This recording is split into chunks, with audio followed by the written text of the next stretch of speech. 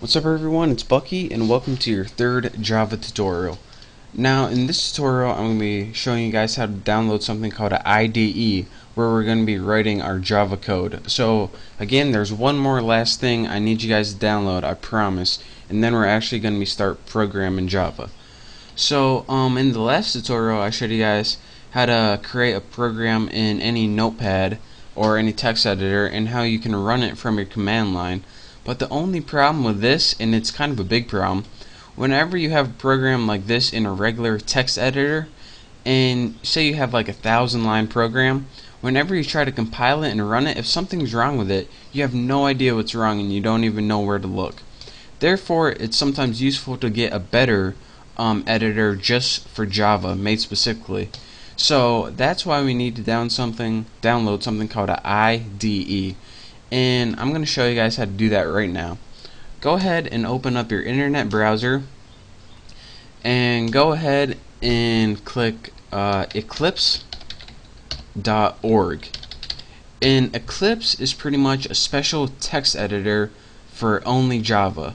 So once this loads, go ahead and on the main page you're going to see something called downloads. Go ahead and click downloads. Now this is going to give you a couple downloads to click from.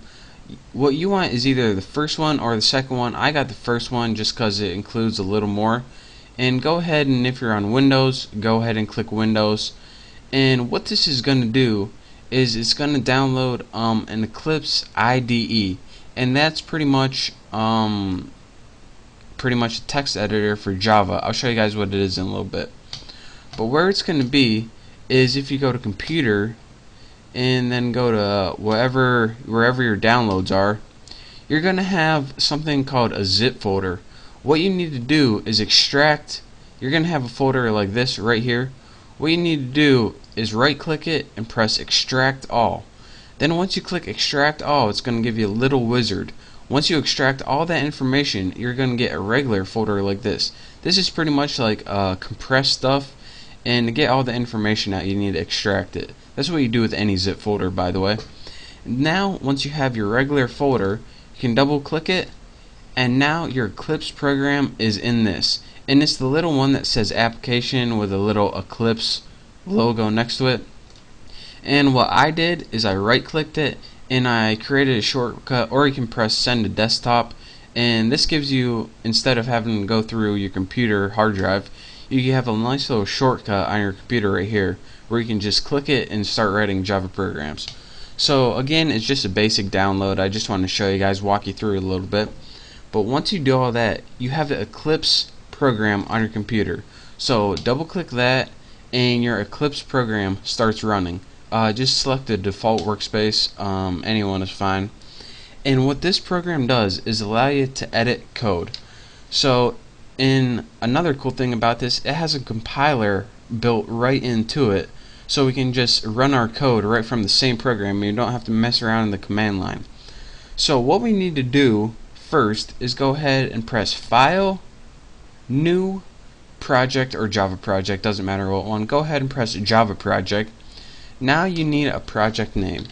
I'm going to name mine Bucky, and go ahead and press Next, and then go ahead and press finish. You probably could press finish, but now you have a project named Bucky, and it just puts everything into a project. So you can, if you're working on like a different Java thing for a different company, but for here we're only going to be working with one project, so we only needed to do that once.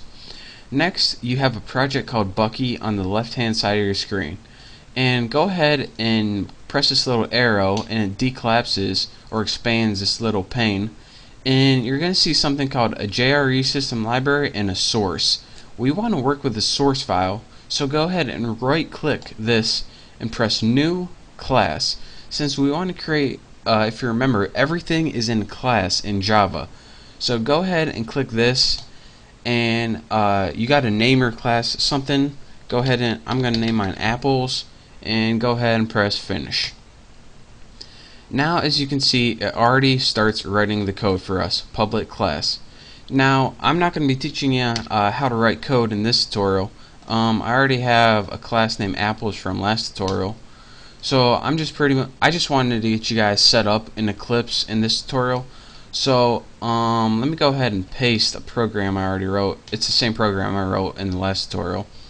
And now once you have a program, I'm just going to show you guys how to run it, and then in the next tutorial I'm going to show you how to write everything. How to run programs in Eclipse. What you do is press this little circle with a triangle in it, and that says run.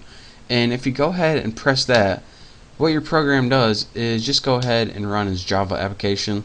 Go ahead and click OK, OK, and down here it just runs your program. So that saves you a ton of time from saving it, finding the path, going in the command line.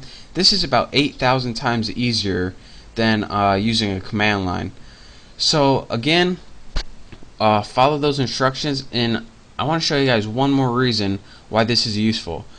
In the command line in Notepad, if we had an error, then it would just mess up and it wouldn't tell us what's wrong. In this one, say instead of system we wrote syst something like that. That isn't a valid code, so whenever we try to run this and press OK, it says error exists. And then down here it says, alright, where does it exist? On line 3, right here. So you go 1, 2, 3, here's where your error is.